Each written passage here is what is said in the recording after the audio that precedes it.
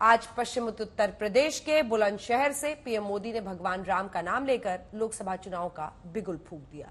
बुलंदशहर में आज मोदी ने करीब प्रधानमंत्री नरेंद्र मोदी ने 21,000 करोड़ की परियोजनाओं का लोकार्पण शुभारंभ किया। 2014 के बाद 2024 के लिए पीएम मोदी ने चुनावों का आगाज बुलंदशहर से किया है। बीजेपी को उम्मीद है कि बुलंदशहर 2024 के चुनाव में बीजेपी को बुलंदी दिलाएगा। तो आइए देखते हैं बुलंदशहर से चुनावी बिगुल फूंकने के पीछे का गणित आखिर क्या है।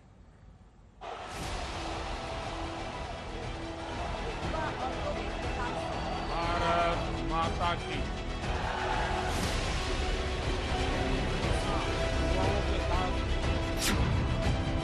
22 जनवरी को राम मंदिर की प्राण प्रतिष्ठा के बाद पश्चिमी यूपी से पीएम मोदी ने फूंक दिया चुनावी बिगुल। बीजेपी ने सेट किया यूपी में सभी 80 सीटें जीतने का टारगेट। इंडिया गठबंधन में सीट शेयरिंग पर रहा, मोदी चुनाव के लिए तैयार। सियासत और विकास, मोदी ने बिछा दी चुनावी बिसात। मोदी को न पहले जरूरत थी, न आज जरूरत है, न आगे जरूरत है चुनाव के बिगुल फूंकने की। मोदी के लिए तो ये जनता जनार्दन बिगुल फूंकती रहती है। और प्राण प्रतिष्ठा के 3 दिन बाद बीजेपी ने पश्चिमी उत्तर प्रदेश में पहली चुनावी रैली की। इसका मकसद समझिए, क्योंकि पश्चिमी उत्तर प्रदेश का बुलंदशहर बीजेपी के दिग्गज नेता और राम के नाम पर अपनी सरकार कुर्बान करने वाले कल्याण सिंह का गढ़ है। इस क्षेत्र ने तो देश को कल्याण सिंह जी जैसा सपूत दिया है, जिन्होंने राम काज और राष्ट्र काज दोनों के लिए अपना जीवन समर्पित किया। आज वो जहां है, अयोध्या धाम को देखकर बहुत आनंदित हो रहे होंगे। आपको बड़ी जानकारी दे दें, पीएम मोदी ने 2014 और 2019 के लोकसभा चुनावों की तरह इस बार भी पश्चिमी यूपी पर फोकस रखा है और 2024 की तरह बुलंदशहर से मिशन 2024 का आगाज कर रहे हैं। 2014 के चुनाव में बीजेपी बुलंदशहर से चुनाव अभियान को धार देकर पश्चिमी यूपी में सभी 14 सीटें जीतने में कामयाब हुई, जबकि 2019 में पश्चिमी यूपी की आधी सीटों पर सिमट गई थी। आपको बता दें कि 2019 में पीएम मोदी ने चुनावी अभियान का आगाज मेरठ में एक जनसभा को संबोधित करके किया था। इसलिए बीजेपी बुलंदशहर को अपनी कामयाबी के तौर पर देख रही है।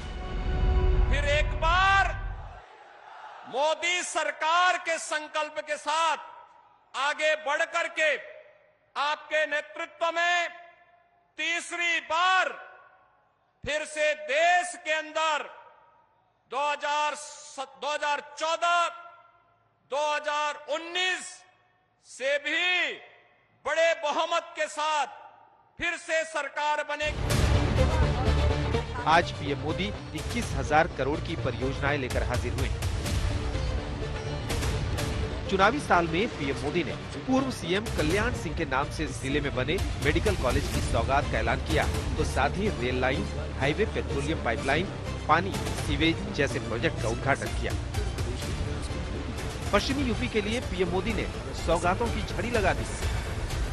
आज भारत में 2 बड़े डिफेंस कॉरिडोर पर काम चल रहा है।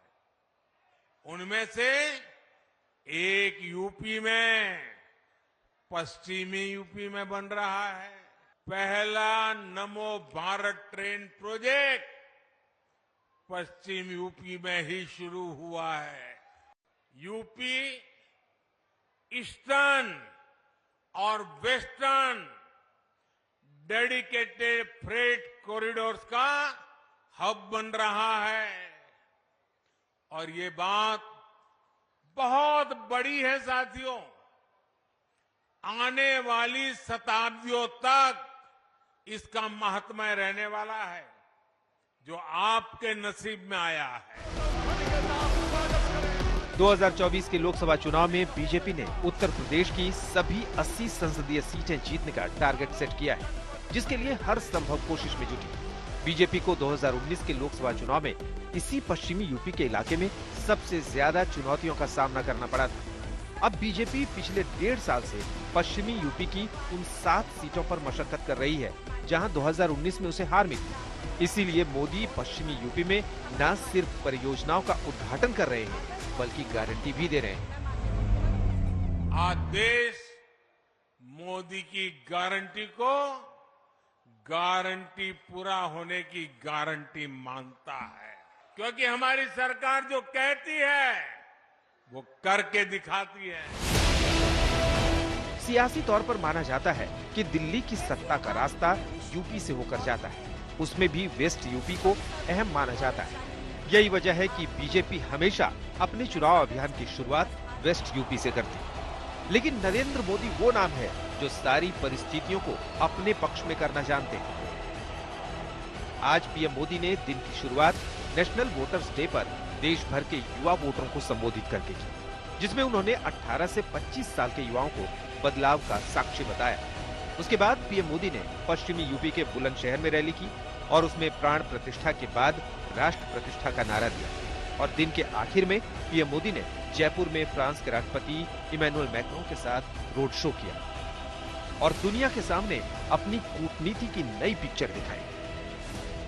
अयोध्या में मैंने रामलला के सानिध्य में कहा था कि प्राण प्रतिष्ठा का कार्य संपन्न हुआ,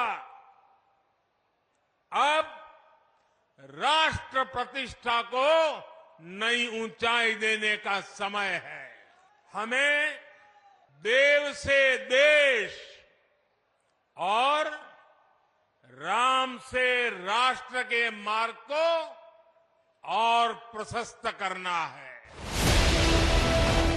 एक मोदी हैं जिन्होंने 2024 के लोकसभा चुनाव के लिए अपनी रणनीति के सारे रास्ते तैयार कर लिए,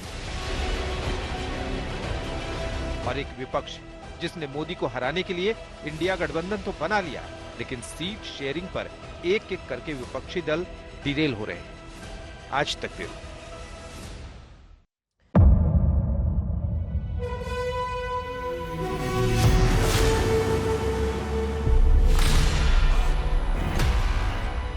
मुद्दों का मैदान, बहुत खराब होगा, जिम्मेदारी लेंगे। तर्कों पर घमासान। क्या बताना चाहते हैं इस देश को? किससे किसकी ठनी, तो न्याय की नीति नहीं बनती है। किसने दी किसे पटखनी। क्या सच है जिसको छिपाने की कोशिश की खबरों की दुनिया का सबसे बड़ा अखाड़ा दंगल देखे मेरे यानी चित्रा त्रिपाठी के साथ रोज शाम 5 बजे सिर्फ आज तक पर। ना पक्ष ना विपक्ष, ना लेफ्ट ना राइट, ना मिर्च ना मसाला, खबरों का बोलबाला, निडर निर्भीक सबसे सटीक स्पेशल रिपोर्ट सिर्फ आज तक पर।